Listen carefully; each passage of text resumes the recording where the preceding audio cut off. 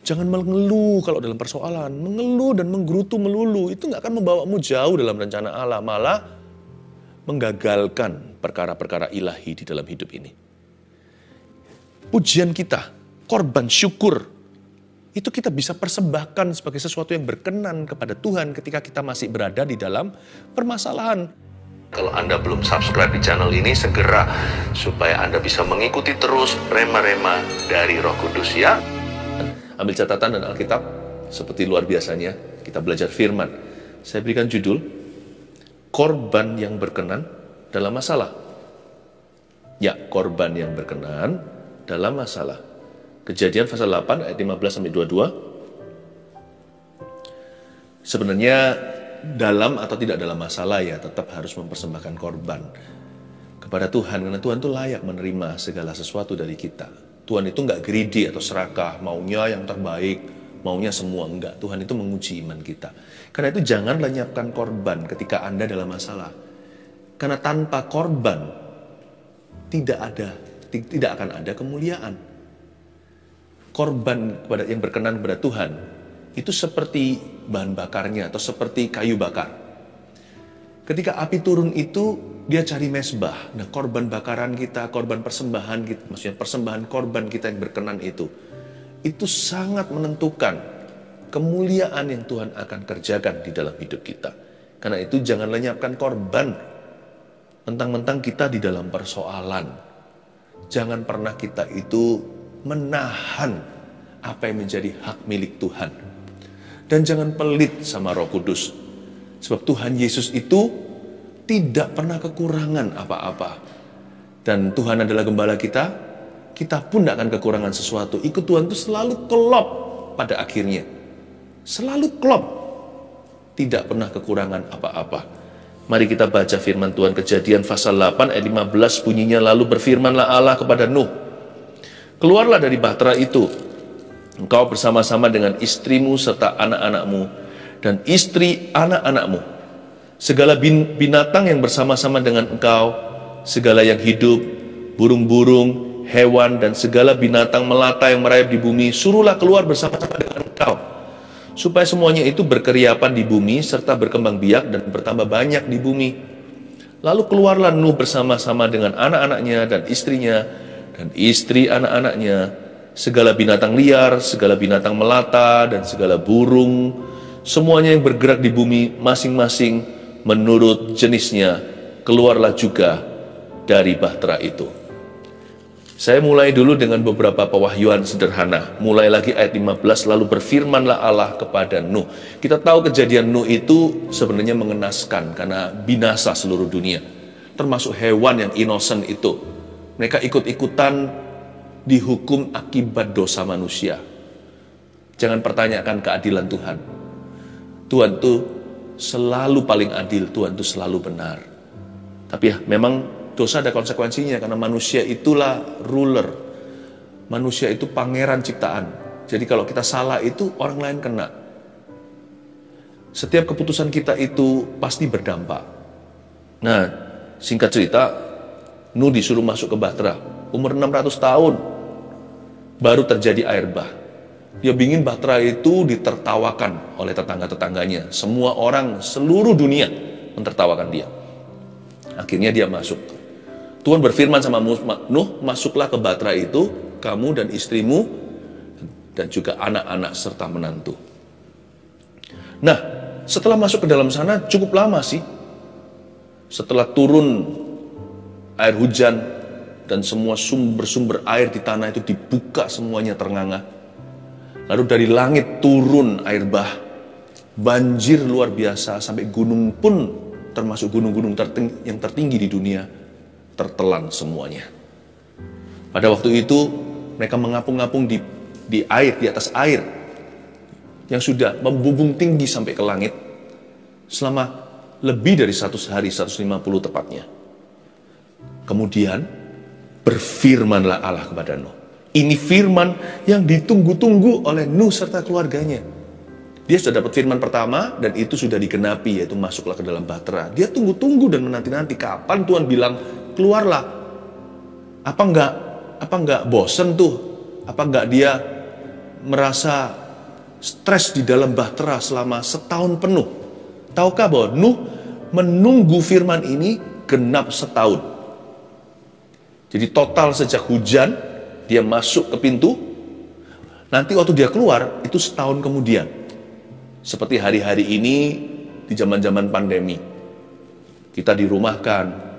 Orang-orang bertanya, nih sampai kapan? Firman yang seperti ini yang ditunggu-tunggu oleh dunia. Ditunggu-tunggu oleh setiap kita. Kapan ya berlalu? Gak perlu pandemi, karena saya tahu ini akan ditonton sampai nanti Tuhan datang. Masalah setiap kita kadang-kadang kita juga menunggu kapan problemaku berlalu. Kapan surut nih air bahku? Ini loh yang membuat sesak kami sekeluarga. Persoalan finansial atau persoalan rumah tangga. Kapan ini lewat? Kapan cawan ini akan lalu? Ini firman yang ditunggu-tunggu. Nantikan. Tuhan gak pernah melupakanmu. Cepat lambat, Tuhan pasti berfirman. Agar Anda keluar dari permasalahan Anda. Tapi selama Anda masih di dalam persoalan, persembahkan korban yang berkenan. Jangan sampai salah sama Tuhan ketika Anda dirudung oleh masalah. Firman yang ditunggu-tunggu dunia dan setiap kita, Nuh menunggu genap 1 tahun. Firman itu bunyinya, keluarlah dari bahtera itu. Wow, ini good news yang ditunggu-tunggu. Atau kabar baik yang dinanti-nanti. Ayat 17, bukan hanya Nuh keluar bersama dengan istri dan anak-anaknya. Ya, tetapi juga, lihat ayat 17, segala binatang yang bersama-sama dengan engkau. Segala yang hidup. Jadi yang keluar bukan hanya keluarga manusia. Binatang juga. Semua binatang yang bersama dengan Nuh. Mereka kan satu per atau satu pasang. Dan segala yang hidup yang berada di dalam bahtera itu keluar unharmed, keluar tidak kekurangan. Memang Nuh masih ada di dalam bahtera. Ceritanya, istilahnya seperti kita masih ada dalam masalah. Tapi jangan lupa, ketika kita masih ada di dalam permasalahan kita, Tuhan tetap pelihara loh. Karena itu count your blessing. Jangan hanya Anda hitung apa yang hilang. Jangan hanya Anda itu frustrasi apa yang belum Anda miliki. Hitung juga survivornya. Hitung juga apa yang bertahan. Apa yang masih ada di sisi Anda. Apa yang masih Anda miliki. Apa yang masih Anda punya. Hitung survivornya. Selama Nuh di dalam bahtera setahun penuh itu, tak satu hewan pun mati. No animal was sick. Tidak ada binatang yang jatuh sakit. Padahal ya, binatang semuanya itu kan pasti rapuh. Saya punya teman yang punya peternakan ayam. Ayam itu dikagetin aja, dah, langsung mati beberapa. Hewan itu hewan liar, di rimba. Lalu mereka berterbangan. Sekarang burung-burung itu apa nggak stres rontok bulunya? Bahtera segede-gede bahtera itu hanya kapal. Nggak mungkin menang size-nya terhadap alam semesta. Biasanya burung-burung itu terbang, burung merpati, burung gagak, burung-burung liar. Sekarang mereka hanya berapa kali berapa. Lalu belum lagi hewan-hewan yang selama ini berkeliaran di hutan belantara. Lalu sekarang mereka berada di kandang-kandangnya. Kan bukankah firman Tuhan berkata bahwa hewan-hewan itu Tuhan bawa kepada Nuh persis sebelum hujan tiba? Hewan binatang itu datang satu per, satu pasang, tanpa pemberitahuan, tanpa ada usaha. Kalau Tuhan yang ada mau, Tuhan yang buka jalan. Kalau Tuhan memberi janji, Tuhan yang genapi. Hewan itu datang sendiri. Nuh bahkan tidak kejar-kejaran. Nuh tidak coba tangkap. Tidak perlu usaha manusia. Nuh hanya percaya. Dan waktu hewan itu sudah ada di dalam bahtera, sudahkah Anda mempertimbangkan? Bagaimana mungkin hewan-hewan itu tidak ada satu ekor pun yang mati? Nggak ada yang jatuh sakit. Please count your blessing, name them one by one. Hitung berkatmu. Dan tolong diberikan. Tolong Anda itu mempertimbangkan satu persatu yang Allah lakukan. Sementara Anda masih dirudung masalah, bagaimana Tuhan memelihara. Luar biasa loh. He takes care of his people. Dan waktu saya baca ini, saya terkagum. Nuh juga satu keluarga, Nabi Nuh dan istrinya, 3 orang anaknya, 3 orang menantunya yang masuk dalam bahtera. Mereka juga baik-baik saja. Lalu kita lihat ayat 20 sekarang ya. Mari kita pelajari apa yang Nuh lakukan segera dia keluar dari bahtera.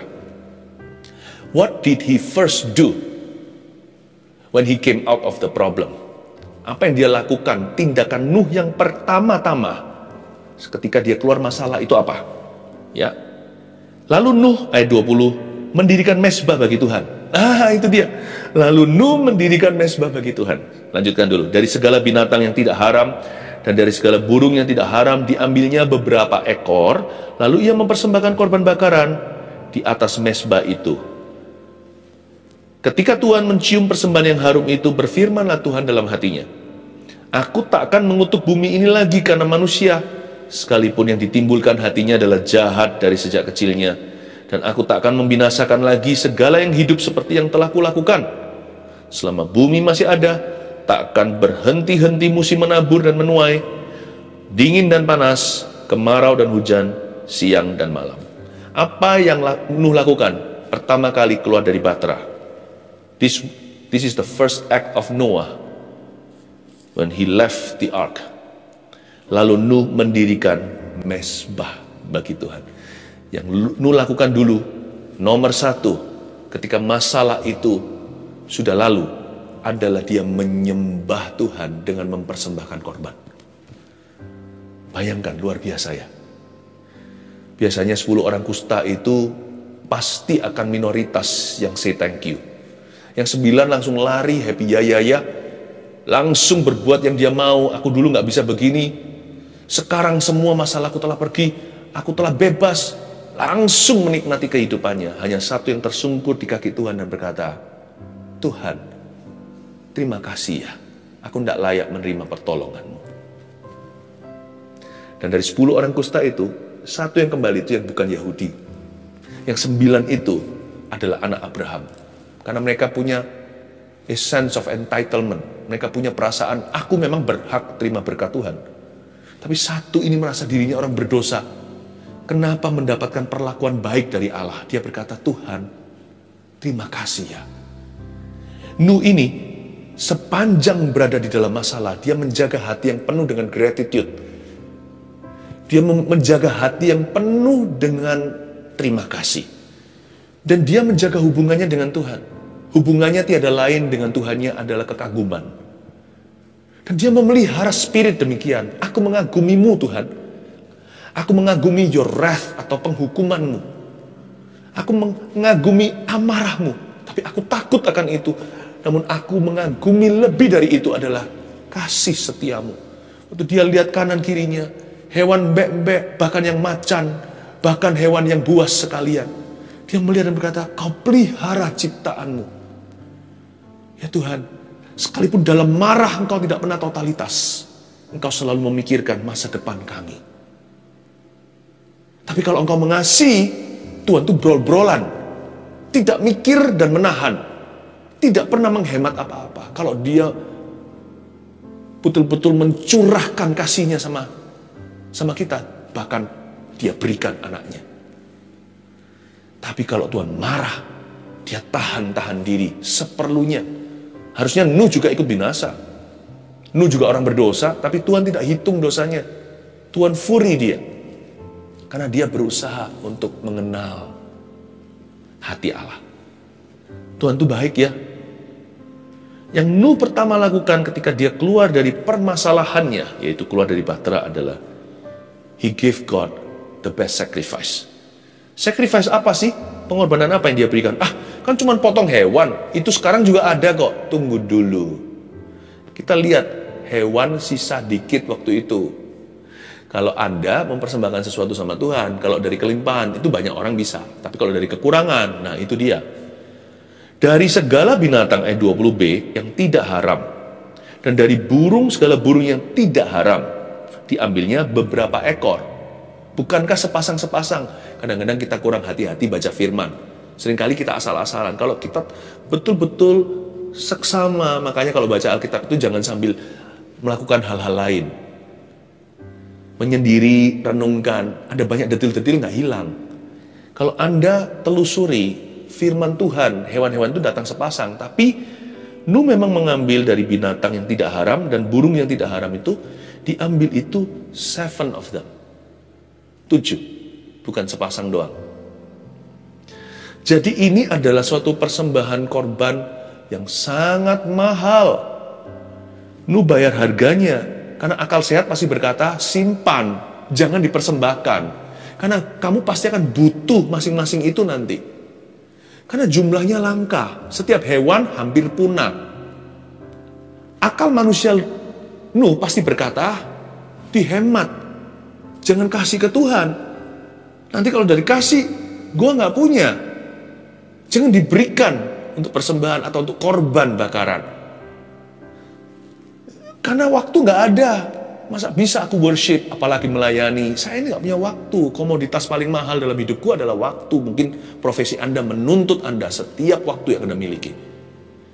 Mana bisa aku berdoa? Kalau Anda mau memberi sesuatu kepada Tuhan, berikan yang mahal.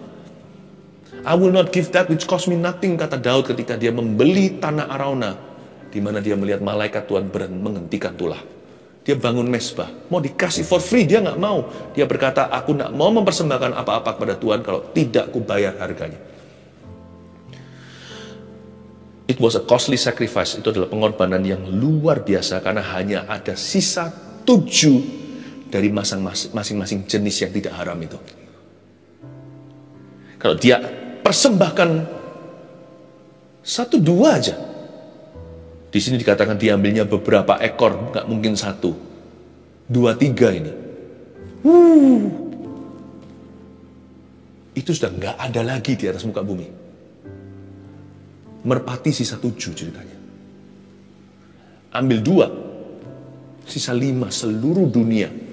Makanya panda itu adalah hewan yang dilindungi. Jenis ikan tertentu. Ada beberapa macan yang sudah punah. Singa juga dijaga. Konservasi. Padahal jumlahnya seperti badak yang banyak diburu. Diburu untuk ininya. Itu kan dijaga luar biasa. Karena sisa hanya berapa ratus atau berapa ribu. Itu masih ratus dan ribu. Ini 7. Dipersembahkan untuk Tuhan. Jangan perhitungan sama Tuhan. Ketika dalam masalah, orang biasanya dikikir, saya tidak bicara soal uang. Saya bicara soal hidup ini. Saya bicara soal hati. Hatinya bisa jadi picik. Ya. Dan Nuh mempersembahkan itu, makanya ayat 21, ketika Tuhan mencium persembahan yang harum itu, berfirmanlah Tuhan dalam hatinya karena dia tergerak. Aku tak akan mengutuki bumi lagi karena manusia. Ketika Tuhan mencium persembahan yang harum itu, yang Tuhan cium bukan dagingnya, yang Tuhan cium adalah hatinya. Tuhan mencium hatinya Nuh. Nuh tidak mengikuti akalnya sebagai manusia. Nuh mengikuti akal kasih karunia. Suara kasih karunia beda sama akal sehat. Akal sehat tadi, simpan saja. Karena tinggal sedikit loh ya. Kalau kasih karunia bunyinya begini. Persembahkan, bukan spare them, but slay them. Korbankan. Karena Tuhan layak untuk menerimanya. Lain, aku gak punya waktu. Korbankan suatu waktumu yang terbaik untuk Tuhan. Bukan karena engkau punya waktu, aku punya waktu. Tapi karena Tuhan layak menerima semua waktu kita. Tuhan patut mendapat yang terbaik dari kita. Because He is worthy. Itu yang Tuhan cium pada persembahan Nuh. Lalu Tuhan saking tergeraknya, begitu terharu, Tuhan berkata dalam firman-Nya yang tidak bisa ditarik kembali, aku tidak akan mengutuki bumi ini lagi. Karena manusia. Kita harus bersyukur, berterima kasih sama Nuh. Karena korban hari itu, semua manusia hari ini tidak akan lagi mati dengan cara air bah. Bisa saja ini ada ronda 2. Tapi hari ini kan tidak pernah global scale atau skala global. Ada hanyalah sana sini banjir, tsunami, bahkan sedih sekali kalau ada korban jiwa. Tapi nggak pernah seluruh bumi tenggelam karena air bah. Kita harus berterima kasih pada seorang yang hatinya itu generous sama Tuhan, yang hatinya itu murah hati, hatinya itu memberi, hatinya itu menyembah. Oh, we must be grateful not only to God, but to Noah. Kita harus bersyukur bukan hanya pada Tuhan, tentunya pertama dan segala-galanya. Yang terutama adalah Tuhan Yesus Kristus, tapi juga harus berterima kasih sama Nuh juga. Aku tak akan mengutuki bumi ini lagi karena manusia. Sekalipun yang ditimbulkan hatinya adalah jahat dan sejak kecilnya. Dan aku tidak akan membinasakan lagi segala yang hidup seperti yang telah kulakukan. Ini yang saya sebut full mercy. Kasih karunia sepihak ya ini. Ini yang namanya belas kasihan Allah dari sisinya. Karena Tuhan berkata begini, aku nggak akan mengutuk bumi lagi, nggak akan menghancurkan dengan cara yang demikian, sekalipun, berarti Tuhan tahu, manusia tetap tidak akan grateful, manusia tetap tidak akan berterima kasih, manusia tidak akan berubah. Tuhan berkata, meskipun demikian, sekalipun yang ditimbulkan hatinya adalah jahat dari sejak kecilnya, aku tak akan membinasakan mereka. Kira-kira gitulah ilustrasinya kalau kita mau memahami pengorbanan Yesus di Kalvari atau di Golgota. Kita ini diterima sebagai anak-anak Allah karena menerima Yesus. Kita diberikan spirit atau roh adopsi sebagai anak Tuhan. Kita ini namanya dipindah dari maut kepada hidup, dari gelap ke terang. Nama kita ditulis dalam kitab kehidupan. Itu semua karena Tuhan Allah Bapa kita menerima pengorbanan Yesus Kristus di Kalvari. Kita tidak bisa masuk surga karena amal sosial dan kesalehan sendiri. Nonsens itu. Tidak mungkin bisa seperti berjalan di atas seutas tali dibagi berkali-kali. Nggak mungkin terjadi. Ketika Bapa melihat putranya di atas kayu salib digantung di situ, Eloi, Eloi, lama sabachthani, Bapakku, mengapa engkau meninggalkan aku? Ketika dia berdarah tidak rupa manusia, dia mencium persembahan Allah Putra. Dan dia berkata, aku tidak akan membinasakan. Sebut namamu sendiri, Jeffrey. Aku tidak akan membinasakan Lucia. Aku tidak akan membinasakan Lorraine. Aku tidak akan membinasakan Philip Mantova. Tapi aku akan menerima mereka.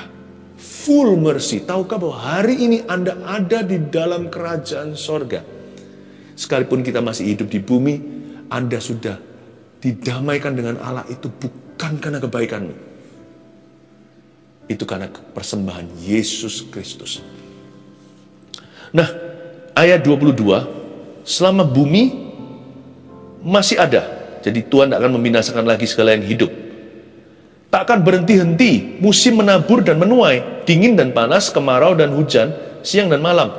Sedikit informasi aja, kayaknya setelah air bah itu ada perubahan ekologi di environment atau di alam semesta. Zaman dulu, sepertinya hanya ada satu musim, satu iklim. Seolah-olah waktu itu climate-nya moderat saja. Jadi sejuk begitu seperti di Taman Eden. Tapi sejak hari itu sudah ada varian. Ya, varian temperatur, ada variasi musim. Masuklah dunia ke dalam yang namanya Ice Age. Atau musim dingin juga. Mungkin di zaman-zaman itu banyak sekali hewan-hewan sebelum air bah itu yang punah. Lalu setelah itu bumi masuk kepada musim menabur, musim menuai. Dahulu kala kayaknya nggak perlu menabur, sudah ada di mana-mana. Tapi sekarang tanah pun berbeda. Dingin dan panas. Ada kemarau dan hujan. Ya. Selain itu, bukan hanya siang dan malam, sepertinya semua kejadian air bah itu mengubah bumi di mana kita tinggali. Sehingga manusia sejak air bah tidak pernah hidup lagi seperti zaman dahulu kala 900 sekian. 900 tahunan udah nggak ada. Usia manusia jadi pendek. Saya nggak tahu ya, tapi interesting aja, sekedar bercerita aja, kongko dengan Anda. Air yang memisahkan, yang dipisahkan dengan space atau dipisahkan dengan langit di atas itu kayaknya itu dibuka tingkap langitnya, mungkin ada lapisan tertentu sudah tiada. Jadi hari ini manusia hidup tidak sepanjang sebelum air bah. Tapi untung sih, manusia itu pikirannya sejak kecil adalah jahat. Hidup lama-lama hanya merusak secukupnya. 780 itu pun dekorasinya banyak penderitaan. Anggaplah salib lah. harus melalui banyak penderitaan untuk masuk dalam kerajaan sorga. Cukup menurut saya. Tidak, cukup usia manusia sekarang untuk memuliakan Allah. Nah, selain itu, kalau kita melihat sekarang siang malam, dingin panas, winter, summer, manusia tambah jahat, tapi tetap terus berlaku. Ada kemarau, ada hujan, menabur, menuai. Harusnya kita itu semakin memuji Tuhan dan berkata, wow Tuhan, Engkau setia ya. Dari sejak Nuh sampai hari ini, tidak pernah Kau hancurkan lagi bumi. Kalau saya setiap kali lihat ganti musim, kalau di Indonesia kan hanya musim hujan, musim kemarau. Ada 4 musim, summer, winter, spring, fall. Kita lihat perubahan-perubahan musim, pagi, malam, malam, pagi, saya hanya berkata, Tuhan, terima kasih, Engkau masih percaya kepada kami. Terima kasih, Engkau masih memberi kami kesempatan. Karena itu dalam kehidupan ini, senantiasa usahakan untuk mempersembahkan korban yang berkenan. Ada 3 hal, korban yang berkenan itu seperti apa? Yang pasti nomor 1 adalah tubuh kita. Roma 12 ayat 1 berkata, karena itu saudara-saudara, demi kemurahan Allah, aku menasihatkan kamu supaya kamu mempersembahkan tubuhmu sebagai persembahan yang hidup, yang kudus, dan yang berkenan kepada Allah. Itu adalah ibadahmu yang sejati. Kalau kita sedang dalam masalah apalagi, jangan berdosa. Memang jangan berdosa itu bukan hanya dalam masalah. Ketika nggak ada masalah juga jangan berdosa. Tapi biasanya manusia dalam persoalan cenderung meninggalkan Allah. Karena itu, korban yang berkenan setiap waktu, apalagi ketika seseorang berada dalam masalah, adalah mempersembahkan tubuhnya sebagai persembahan yang hidup dan berkenan kepada Allah. Jangan tinggalkan Tuhan ketika dalam masalah. Jangan kita jatuh dalam dosa secara sengaja. Karena kita kecewa, kok doaku belum dijawab ya? Kita marah sama Tuhan, mengepalkan tangan kita, ya kan? Tinju kita ke sorga dan berkata, di mana engkau ketika aku membutuhkanmu? Jangan lakukan itu. Jangan mengepal tinju, angkat tangan seperti ini dan menyembah. Ketika mujizat belum terjadi, kita masih bisa memberikan persembahan yang berkenan. Jangan marah sama Tuhan. Jangan melukai diri sendiri. Jangan menjadi orang yang murtad dan menjual imannya. Jangan jadi orang yang merupakan kutuk bagi sesamanya. Jangan liar hatimu. Persembahkan tubuhmu ketika dalam masalah. Tuhan, aku gak bisa keluar dari masalahku, belum keluar dari Patra. Tapi satu hal yang aku bisa berikan, dan aku gak perlu tunda. Bapa, aku persembahkan tubuhku sebagai persembahan yang hidup kepadamu, kudus dan yang berkenan. 2, apa yang kita bisa persembahkan sebagai persembahan yang berkenan pada Tuhan adalah harta kita. Filipi 4:18 berkata, kini aku telah menerima semua yang perlu daripadamu, kata Paulus. Malah lebih daripada itu, aku berkelimpahan, karena aku telah menerima kirimanmu dari Epafroditus, suatu persembahan yang harum, suatu korban yang disukai dan yang berkenan kepada Allah. Kalau kita tidak bisa memberi dari kelimpahan, kita bisa memberi dari kekurangan. Jangan pernah kita jadi orang yang kikir, picik, dan pelit. Sekalipun masih dirudung masalah keuangan sekalipun. Tolaklah untuk menjadi orang yang perhitungan dengan Tuhan. Taburlah apa yang baik. Belajarlah untuk berbelas kasihan pada orang-orang di sekeliling Anda. Dan juga belajar untuk melakukan kebenaran. Jangan pelit sama Tuhan ketika kita masih di dalam masalah. Saya ngerti ada orang tertentu yang betul-betul dirudung masalah financial. Seperti itu gimana? Saya pernah ditanya oleh seorang jemaat dan berkata, Pastor Philip, apa yang harus kulakukan kalau aku masih punya hutang sekian? Apakah aku tetap mendukung misi? Apakah aku tetap akan memberikan persembahan itu dan ini? Saya berkata, no. Sebagai hamba Tuhan yang takut akan Tuhan, saya beritahu, prioritas nomor 1 adalah kembalikan uang orang lain dulu. Anda tidak bisa memberi persembahan dari sesuatu yang bukan milikmu. Itu uang orang lain. Balikin. Itu bukan hakmu. Kau mencuri hak mereka. Kembaliin. Bahkan tidak bisa memberikan persembahan apa-apa. Enggak boleh. Tuhan tidak mau persembahan titipan, apalagi kalau orangnya itu nggak tahu dan nggak suka rela, mereka lagi marah sama kamu, uangnya belum dikembalikan, balikin. Kalau Anda mau memberi sesuatu, beri dari sesuatu yang merupakan hakmu. Dari kekurangan yang mawas diri, tahu porsi. Saya dulu waktu masih sekolah, kalau saya memberikan persembahan atau saya belajar untuk memberkati seseorang, ya kan langsung, secara langsung, saya ambil dari allowance saya ambil dari uang saku saya yang memang sudah mingguan sekian. Karena saya memang belum berpenghasilan, saya nggak boleh ambil uangnya orang tua. Kebetulan waktu itu salah satu orang tua saya bukan orang Kristen. Sekarang puji Tuhan, satu keluarga dalam Tuhan. Tapi jangan pernah jadi orang yang pelit sama Tuhan. Nggak ada korban, tidak ada kemuliaan. Lihat wanita yang datang janda, atau seorang perempuan tua, atau siapa itu saya nggak tahu, tapi wanita ini luar biasa di hati Yesus. Dia memberikan sepeser, 2 peser uang itu. Dia nggak punya segala sesuatu, hanya itu yang dia miliki, tapi dia persembahkan pada Tuhan. Tuhan Yesus berkata, persembahan orang ini lebih besar. Jangan pernah pelit ketika dalam masalah, karena tidak ada korban, tidak akan ada terobosan, tidak akan ada kemuliaan. Yang terakhir adalah pujian kita.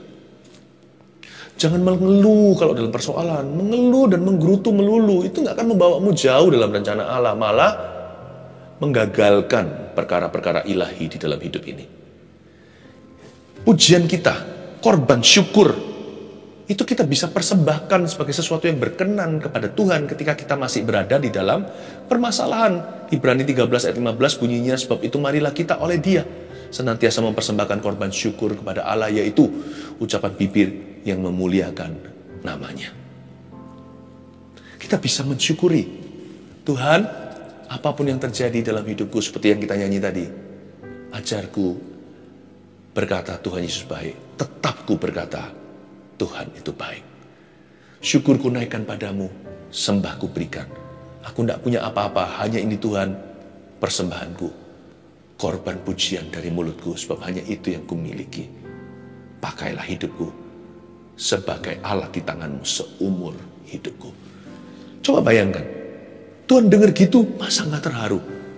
Tuhan akan berkata, nak, kamu sedang diuji dan kamu sedang lulus.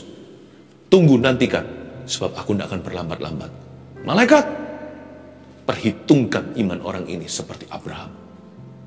Saya ulang sekali lagi, apa aja yang kita bisa persembahkan sebagai korban yang berkenan ketika kita berada dalam masalah? Nggak usah nunggu nanti keluar dari batra. Yang pertama, tubuh kita. Yang kedua, harta kita dari kelimpahan atau kekurangan. Yang ketiga, pujian kita.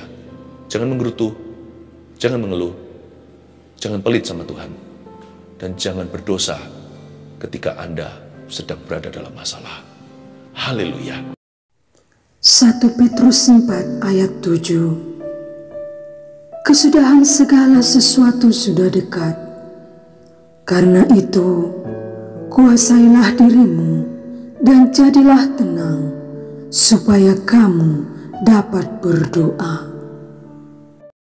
Saudara yang terkasih, terima kasih telah mendengarkan firman Tuhan hari ini. Jangan lupa untuk dukung terus channel ini dengan cara subscribe, like, share, dan juga komen, agar saudara kita yang lain juga boleh terberkati. Tuhan Yesus memberkati kita.